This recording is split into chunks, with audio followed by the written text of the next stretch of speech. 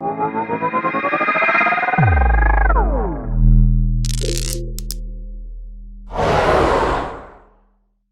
going to go into a panel now, which is about life as an NFT artist. And surprise, you're stuck with me for another 40 minutes. So I'm going to be moderating the panel. I'm really excited. We got some awesome artists. I'm super interested in the topic myself. Not an artist in any way, not very creative. I just, talk to designers and they do their thing, and I'm just like, I don't know how you do it. But yeah, super excited. With that, I'll bring my panelists up. Give it up.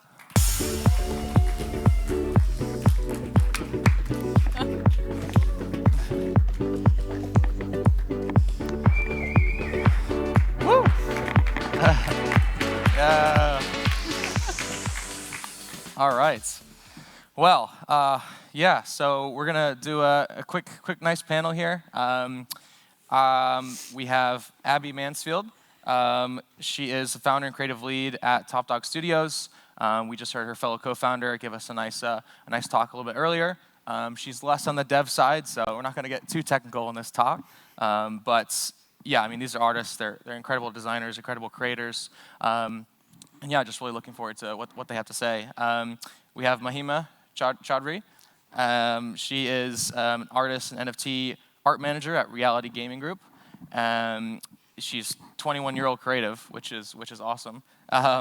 Being here, being so young in the space, I think is just the ability to get involved, create, and be a part of this industry. Being young, I'm 23 myself, it's just super exciting.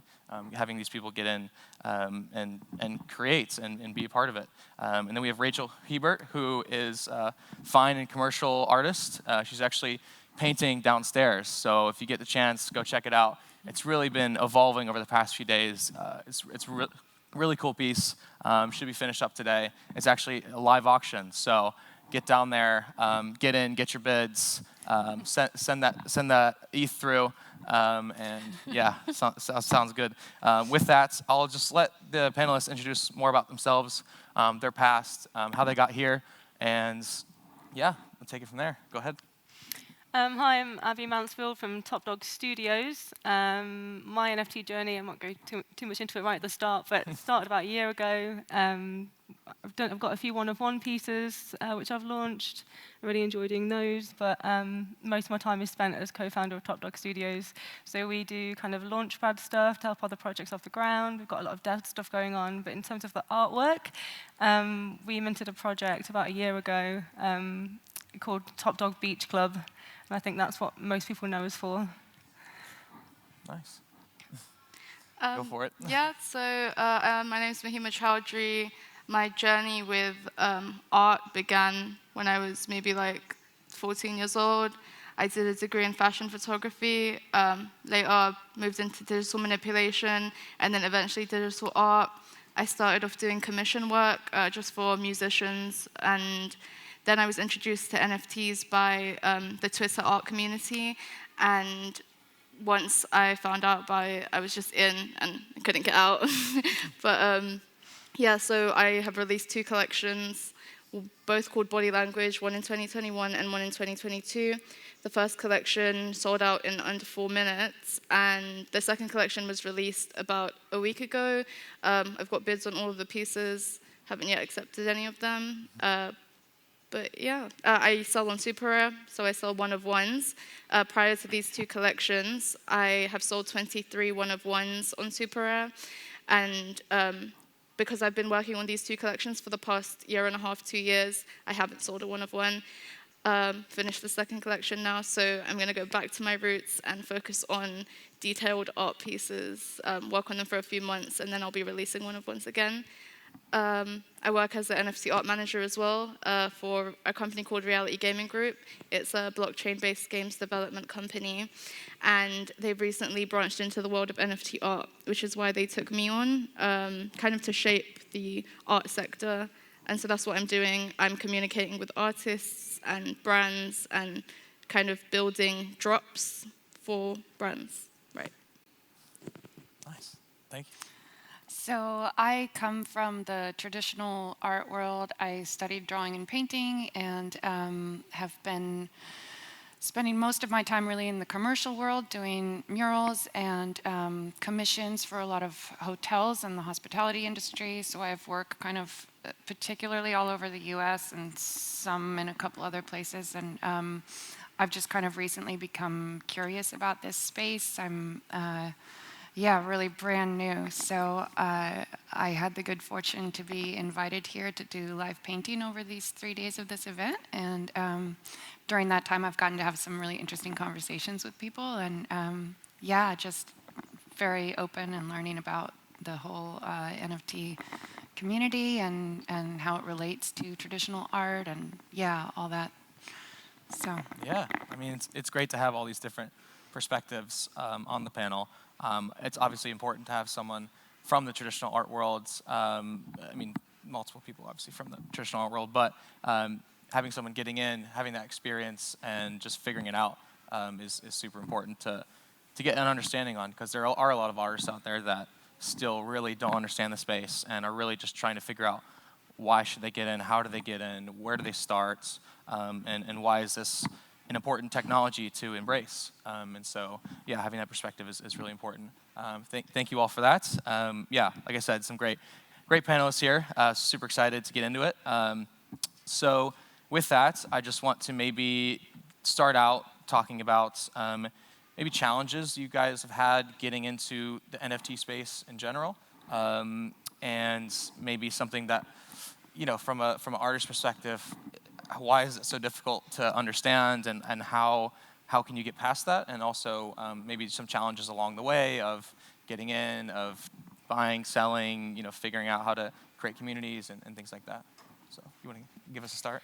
Well, I'm very lucky actually, because my co-founder Paul, you just heard him speak earlier.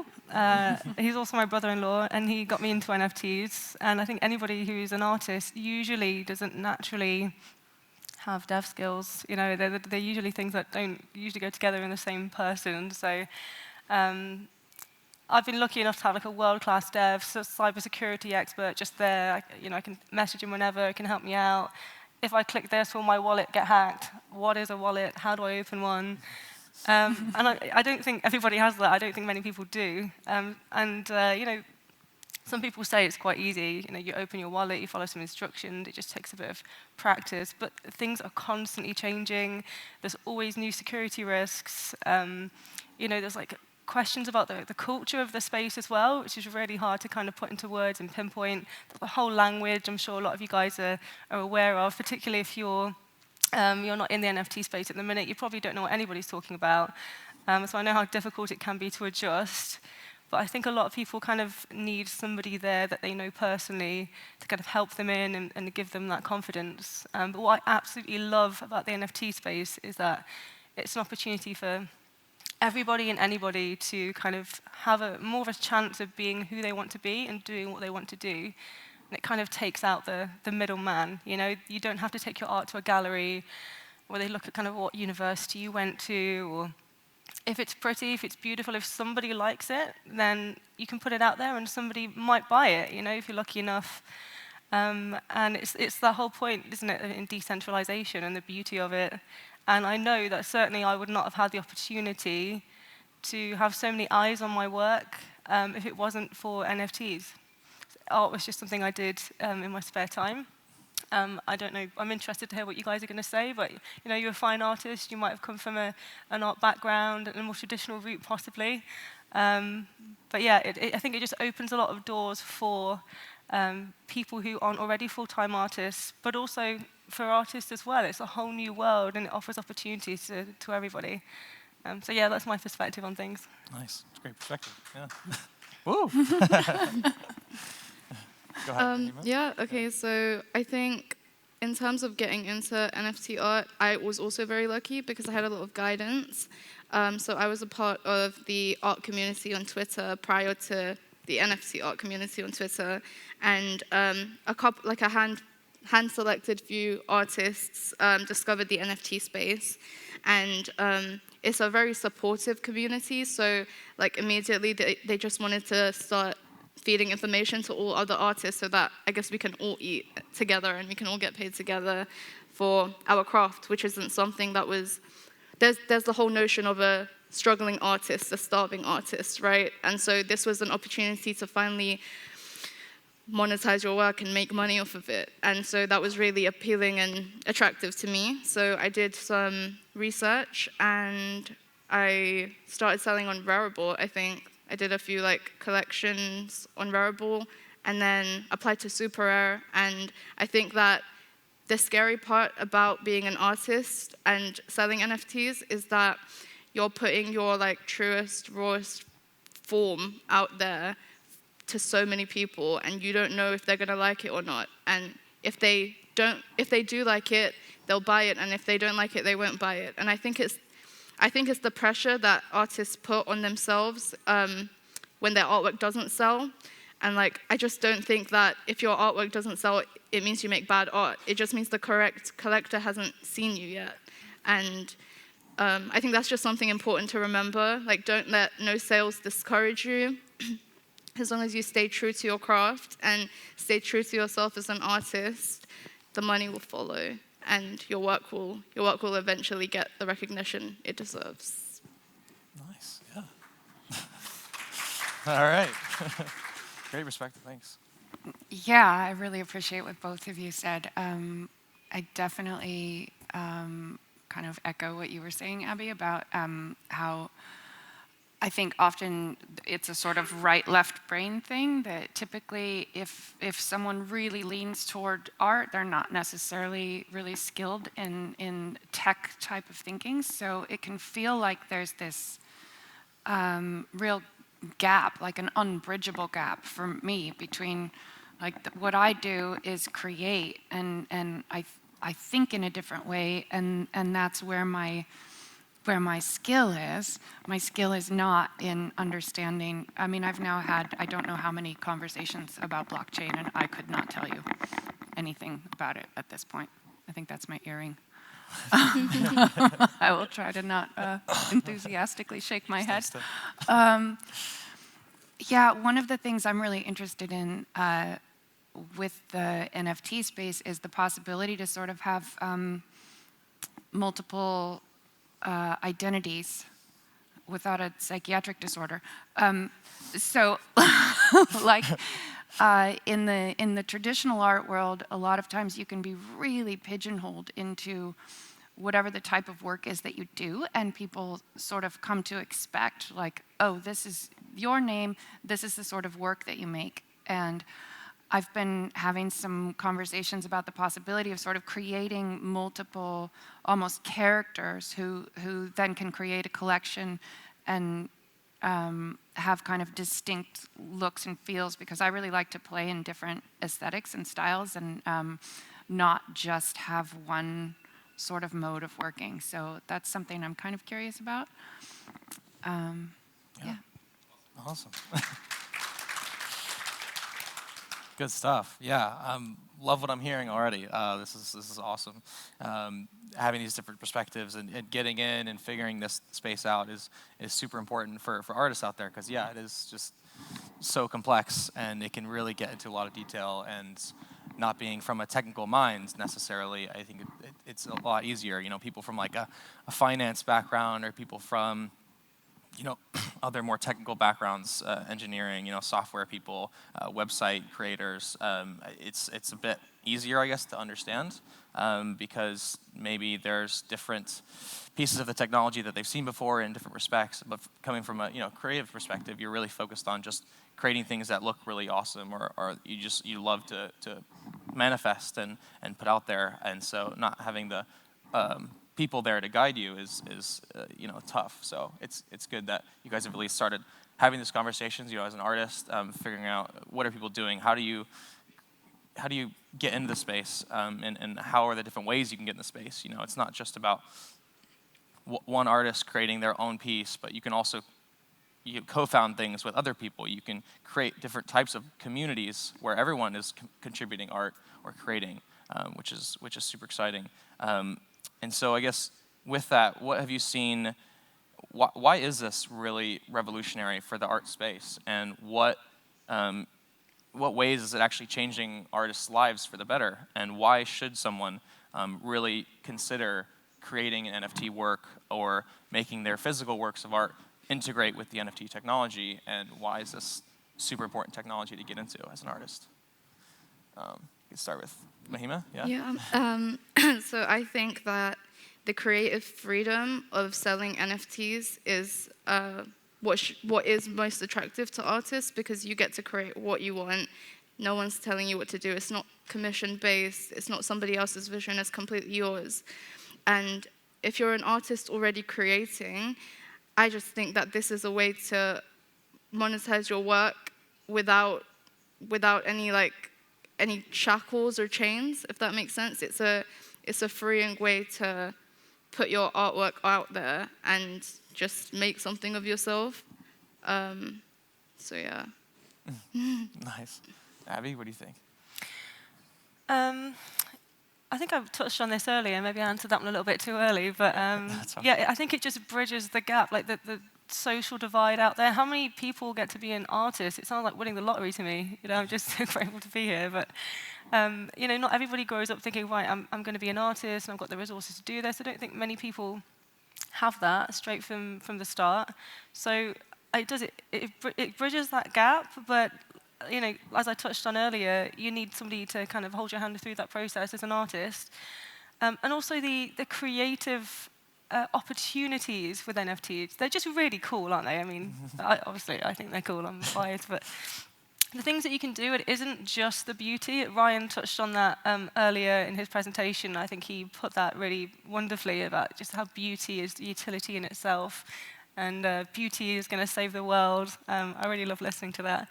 But the things you can do visually with the piece, but there's also the potential to kind of combine technology with art in a way that has never been done before with blockchain technology. Everybody's always coming up with a new way to kind of merge that, to even get the people who are buying the NFTs involved in the process. They can change the look of the NFT, they can change the sound of the NFT, they can feel like they've got more ownership and they're part of that creative process. So we've got a whole bunch of incredibly talented developers and tech people coming together with a bunch of really talented artists, and I just think it's something beautiful is happening, and I just can't wait to see where it's going to go. Yeah, it's super exciting. I guess from your perspective, Rachel, what do you think is? Have you seen other artists around you have their lives changed by this technology, or have you known of other artists that have really found their place within the NFT world, specifically maybe within the fine art industry or formative art? I don't know anyone personally who's really kind of made that transition, if you will. Yeah. So I get the short answer to that is no, but I did actually want to respond to some of the previous question, which is like, one of the ways that I'm thinking about it is just in terms of like choosing to participate in this moment and in this time. Like there's an option to sort of stay in the old world and sort of deny and dismiss all of this. Or there's an option to say, I'm going to choose to be a part of this. This is what's happening in our time. This is the future. This is what is, right? So as an artist, I'm, kind of just trying to stay really curious and open and consider all the possibilities. So I think that's kind of a really fun energy to be in as an artist. Definitely, yeah. It's really awesome to, be able to be open to embrace this technology. I think is really important. I feel like some of the creative worlds can sort of understand that and figure out, they might not just be stuck in their one thing, but be open to, just being a part of this new generation of these new people getting into the art worlds as well. I think a lot of people aren't traditional art collectors. They're just figuring out why is art valuable, how is it valuable, what makes an art interesting to me as a specific person, and some of them are coming from a crypto background. Some of them just have loads of ETH sitting around trying to figure out what should I buy, what should I get into. But yeah, it's this whole new space of just helping people understand why does this art matter, and what what do different artists do differently and why, and yeah, just being able to help people understand the art world, I think is super exciting. And just having all these new loads of different people figuring it out is also really awesome. And so I'd love to know maybe if there's some artists out there that maybe you guys have interacted with that maybe don't believe in NFTs necessarily, or don't see the value, or just can't wrap their head around it. What are some places that you've seen help them out, and how do you open their minds? So Fahima? yeah, so I would say, I think when it comes to NFTs, it's a really difficult concept to grasp your head around if you have no clue what it is, and you've heard the word non-fungible token and you don't know what it means. So I think like a lot of research is needed, and I think it's easy to be closed-minded about the space because it's so new, and it's the easier option, like Rachel said, to dismiss it. But I think that to make somebody like, you can't make anybody want to believe in blockchain and NFTs. You have to let them see for themselves. And I think that successful NFT artists are living proof of the fact that you can be a good artist. It doesn't take away from your credibility, and you can also, make money off of it and sell them as NFTs and have your work live on forever through the blockchain. And I think that you need to push these key points when talking to people about why NFTs are so important now. The traceability aspect of it, even just the community. It's such a strong community. I've never been a part of a space that uplifts you the way the NFT art community has. So I think once you introduce people to all these prettier parts of the NFT world, they'll become more understanding of the bad parts. Like, for example, the sustainability is an issue. It's something we're working on, and Ethereum 2.0 is coming out soon, better for the environment. And you show them Polygon, and just you need to show people that we are taking steps to make it more eco-friendly and better for the world. And we're not just here to tear down the environment and just selfish artists, greedy artists making money. That's not what we're doing. So I think, yeah, you need to introduce people to the prettier parts of the NFT world and then slowly guide them through the bad and show them what we're trying to fix within the space. Yeah, awesome. Yeah, Abby? I think it is going to be quite difficult to get some traditional artists to join the NFT space. I really admire what you're doing, and if you come from a traditional background and maybe you've had success there and that works for you and you're part of those circles. I know that a lot of traditional artists are kind of questioning this whole thing. The kind of power is being taken away from them, or from the the kind of the galleries. And even in the NFT world, once artists are in, there's also a bit of a divide between the collectibles projects, where you automatically generate 8,000, 10,000, whatever it is, pieces, and the one-of-one art pieces, like we've been talking about today. Everybody has a different opinion. Everybody has what they like. But there's multiple things that you can come into the space for, right? If you like one-of-one pieces, you can buy one-of-one piece. If you like collectibles, you can buy collectibles. And I can see that these are actually emerging now. I think people are becoming less polarized in their views about it, particularly when we see really beautiful generated collectibles, like flower girls, for example. Mm-hmm. Woo, flower girl. Just to own a flower girl, just the way that it looks, just the beauty of that, even though it is a collectible and it is generated, you can appreciate that. Right, so I think they are kind of coming together, and the art styles that people are trying out with collectible projects are becoming kind of more arty and more experimental, and they kind of look a little bit more like one-of-ones. Yeah. Nice. Rachel, do you want to hit on it all, or do you want to move on? Yeah, I guess from my perspective, none of these things are mutually exclusive. There's no reason why we can't have traditional art, why people won't continue to want an actual physical painting on their wall, and also dive into this whole other world. And I think, it's almost like philosophically it comes down to some idea of scarcity, that like there's not enough, or we're competing, or I want to hold on to the old way and you're trying to take something which is kind of absurd, and that's not the way that we're going. So I just more creativity is always better. More expression is always expansion, and yeah. Cheers to that.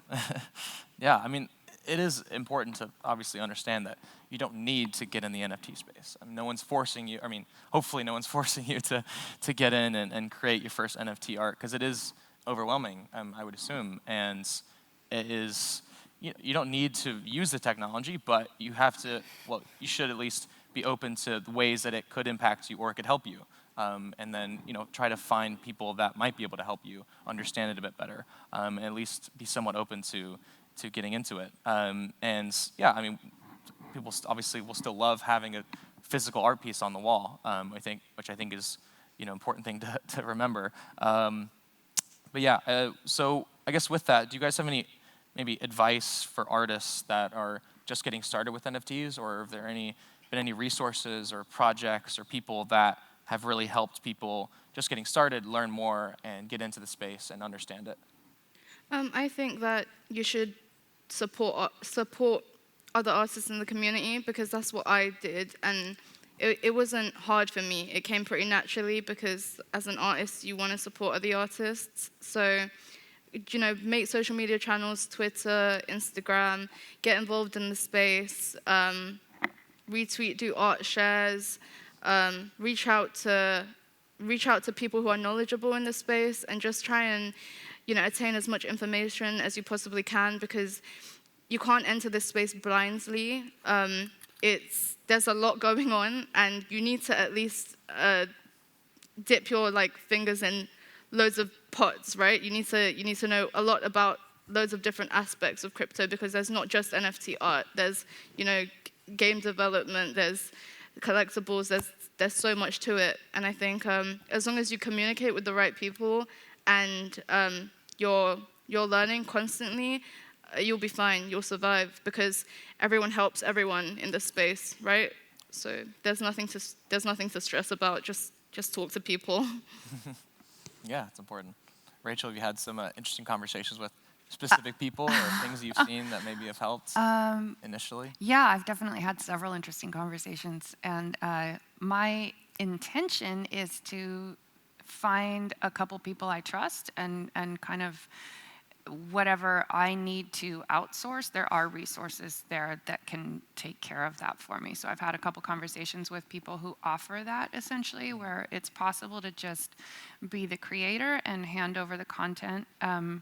It's the trust piece that I think gets a little challenging, but yeah, it's all relationship and community, which is what I'm hearing is kind of part of the ethos of the whole thing. So yeah, just finding support and yeah, definitely. Doing what you do. Yeah, that's awesome. I mean, not having to force people to figure out the tech is, I think, an important piece, because yeah, it is just so overwhelming and complex. And yeah, the people that continue to support artists, I think, need a bigger shout out and need to be supported more. And artists giving back, I think, is super important, because they can trust each other a bit more than maybe some random crypto bro trying to explain NFTs. But yeah, Abby, have you seen any specific resources or any specific things you want to call out that have been super supportive? I just agree. You've got to get on Discord. You've got to get into the community. It's not as easy, really. It's just YouTubing something, and then overnight you're a sensation, right? It's figuring out the tech first, but it's not easy. I'd say that's my advice. It looks easy, it sounds easy, but it's really not. Like, when I first got my wallet and figured out how to sell an NFT on OpenSea, I was like, okay, I've drawn something. That's all right, looks pretty good. Let's just put it out there. Right, it's up for sale. Just got to sit back and wait. Nothing happened. You got to put in some work. Come on. Yeah, where's my millions? What's going on? This isn't what I signed up for. Where's my money? Yeah. Yeah, you've got to put in the work. You've got to build relationships. You've got to, post your tweets. You've got to build a reputation for yourself. And it's a lot of hard work, and it doesn't stop. It's not like you launch your thing and then you get your money and then everything's good. It is an ongoing commitment. I think whether it is a project or whether it's a one-of-one piece and you're building your own reputation, it is a lot of work, and it's can't complain. I think it is thoroughly enjoyable. But yeah, don't expect anything to happen overnight, or even maybe after a year or two. You don't know. Things do happen very quickly in the space. I can't really tell you how many times people have said that to me. But being in the space a year is a long time, because I think a lot of people haven't been in for that long. Strange to say that, really. But yeah, it's things do move more quickly, but it is a little bit of good luck. It's a little bit of skill. It's a little bit of knowing the right people and kind of trying different things out. So it does take a little bit of time. Yeah, definitely. You can't become an NFT sensation overnight, I think is the case. But sometimes you can. I mean, it does happen. I think what's important thing to call out is the discoverability of NFTs and art, because it is so integrated with the web. Fundamentally, you could look in all these different explorers, all these different marketplaces, and find just crazy different types of art and artists and different types of people, and you can see the bio there, you can see their past, you can have links to them, links to their Twitters and all that stuff. I think it's important to understand that it does add to the ability to find different artists around the world doing very different types of things. So I think it's another benefit to getting in, and knowing that when you get out there, and if you're willing to put yourself out there, you could be discovered maybe a bit easier than just being in a gallery, or just putting your stuff and sending it to different traditional Web 2 places. I think is what's really exciting about this technology. And so maybe let's get into how have you navigated spreading the word about the NFTs, and how do you stand out in what's now a pretty large crowd of artists and NFT experts, and the people that claim that their art is the best, but maybe they just put together a little image in an hour and put it out there. So how do you just help other people get to know? What have you seen maybe that have worked with people getting out there and getting interest? I think it's a combination of passion and marketing. I think you need to sell yourself right. So if you're, for example, dropping a collection, do a lot of promo and backing behind it. Maybe create like a short film explaining what your project is about. Show face behind the creation, because there's a lot of scams out there, right? And people like to see that there is an actual human behind the project. So speak about it, and let people get a feel of your identity, because I find that always helps uplift your project. I think that you also have to be patient in terms of natural growth. So when you're releasing something, don't just expect it, like Abby said, to blow up overnight. Like, there are steps to this stuff, right? You need to market yourself on your social media channels. You need to let people know about the project before the project can be seen. So just get the word out there. Speak about it. Tell everyone like, hey, this is what I'm doing. And, who knows, maybe word will go to a collector one time, and then that collector holds like 2 billion Ethereum, buys everything. Like, you don't know. So just speak about it and market yourself correctly. Yeah. Nice. Rachel, have you? I'm just listening on this one. Yeah, of course. Well, how does I guess maybe Abby, do you know maybe how the marketing and getting the word out there for the NFT space is different than the traditional art world? And the marketing word is it's like magic, I think, and I don't really think anybody can pinpoint what it is. It's just a very specific set of circumstances and look, and nowadays it just seems to be, there's a lot of celebrity endorsements seem to be doing the trick, whether they're paid or not. There's different opinions on kind of if that's okay or if it's not okay. But things change so quickly. When we launched our Top Dog Beach Club collection like a year ago, we thought the market was being absolutely saturated, and they were just like, what, there's like 2 drops today, like what is this? And we actually started out with a 10K collection, and that's what was kind of the done thing at the time. It wasn't that long after Bored Apes. And then everyone was like, 10K collections, they're going to be dead really soon. Everyone is sick of 10K. Just any number other than 10K, please. Just anything less than that. So we actually took it down to 8K. Started to listen to the community and do that. Of course. And now, like a year later, everyone's just like 10K, 10K, 10K. Like everyone's just over it. It is what it is. And the number of drops that are happening are just immense, right? And how do you stand out of the crowd? As a collectibles project, but again, as a one-of-one artist. There are more artists joining, there's more pieces of art out there, the competition is crazy. But again, everyone says this, it's like a bit of a cliche now, but we are still early, we've already kind of touched on this. This is the future, this is a new technology, and there's so many people out there that don't know about this, and they will do pretty soon. I think the number of unique wallets out there is very, very low compared to the number of people that could be involved. So, definitely, we are still early. That's for sure. I mean, I think it's important to know that one of the biggest NFT sales. I mean, it's obviously changing every day with new mass highs of multi-hundred millions of dollars.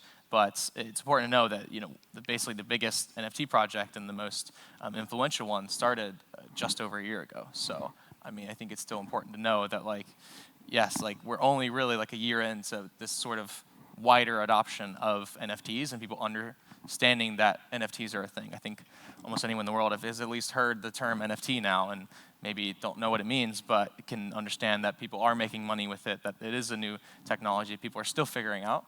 And so yeah, that's important to know for sure. So maybe what do you think about the phygital world and displaying NFT art in person versus in the metaverse? And what do you think, have you seen anything interesting that have merged the two? Or how might you see displaying NFTs change over time? I think you should Go take this for one. it. Yeah, I feel like I'm so new. I don't really even understand what the possibilities are. I do think, particularly following the pandemic, there's never going to be a substitute for getting people together in the same space and experiencing things in real life. So I think there's definitely a future for kind of gallery environments, interactive spaces where people are in person interacting with whatever the digital art might be. I'm going to admit I don't know the definition of phygital. Yeah, it's fair. It's the merger between physical and digital. Yeah.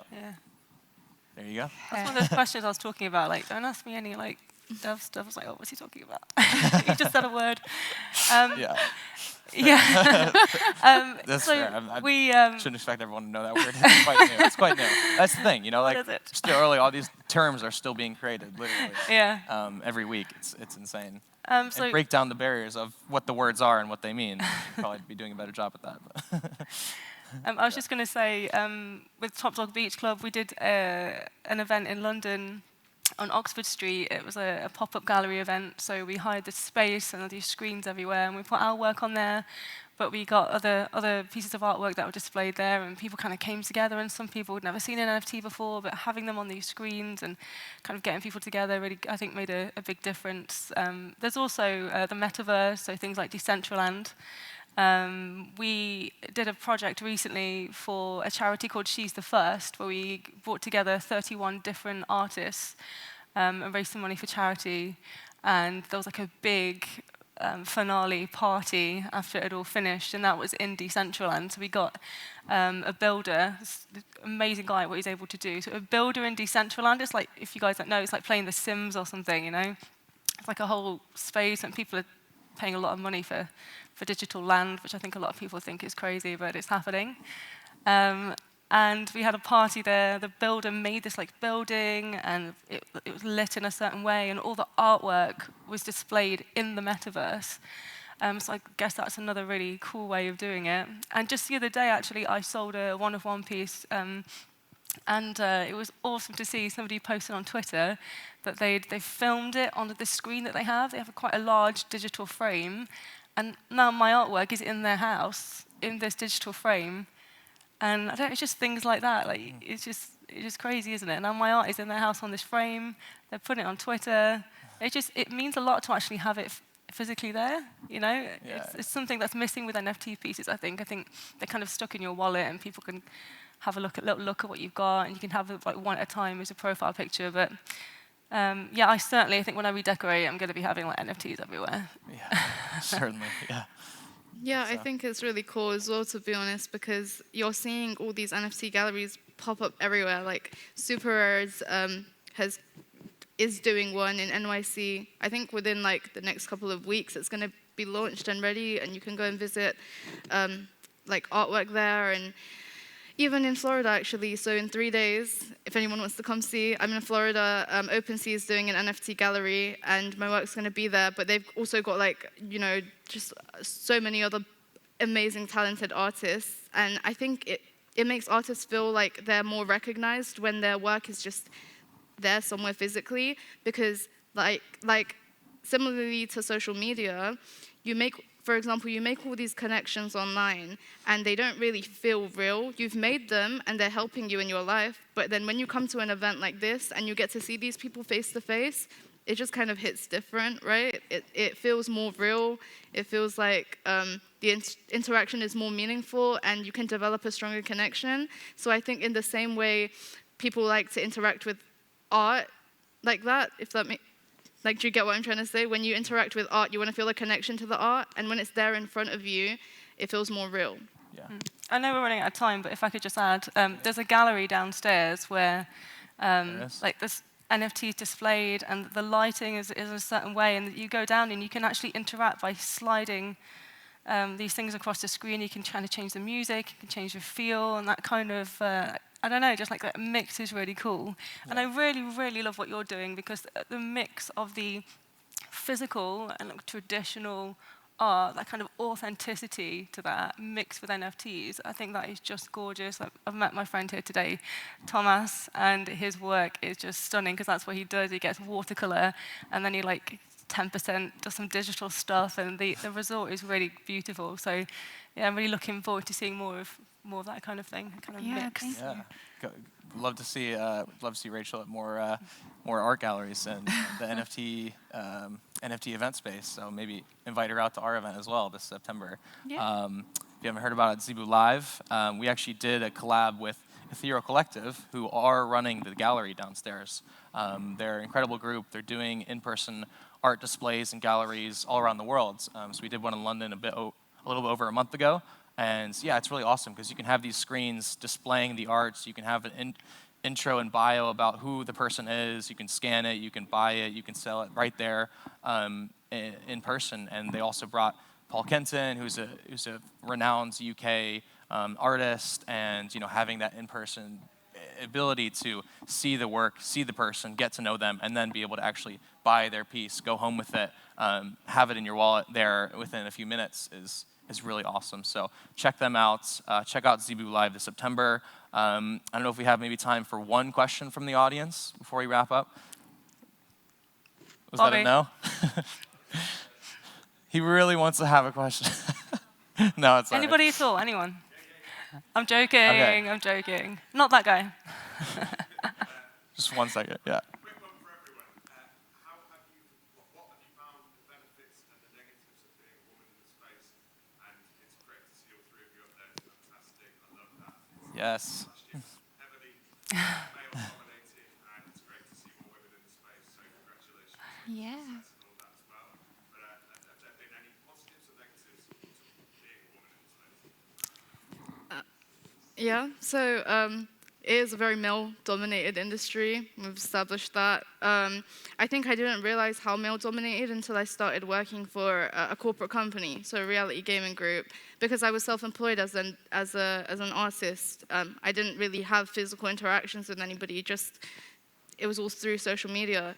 So I think it's easy to be undermined as a woman, because people naturally just assume you don't know what you're talking about. So I think what I've learned to do is be a lot more assertive and confident in my own craft, because I feel like if you don't believe in yourself, then why should anyone else believe in you? Like, how can they believe you're capable of doing something great if you're not? So I guess, like, you need to know you're the shit. Like, I don't know. I don't know Wow. what to tell you. Yeah. Yeah. We need a T-shirt. We need a T-shirt with that on it. Literally. Amazing. Nice. Yeah, you I don't know if you want to head on it real quick. Yeah, and then- yeah, really quickly. That's fine. Things have changed so much. I think we've all noticed, anyone in the space has noticed how things have changed since the rise of projects like Flower Girls and World of Women, Women Rise. When I entered the space, people thought I was a dude because I didn't have Abby as my name. It was just pixel line art and, you know, like, hey guy, hey bro, hey dude. I thought it was quite, you know, it was kind of a weird experience, kind of takes you out of yourself. Yeah, it was hard to find. There were women in the space, there always have been, but I don't think they were so much at the forefront of things. And so much work has been done recently to kind of change that.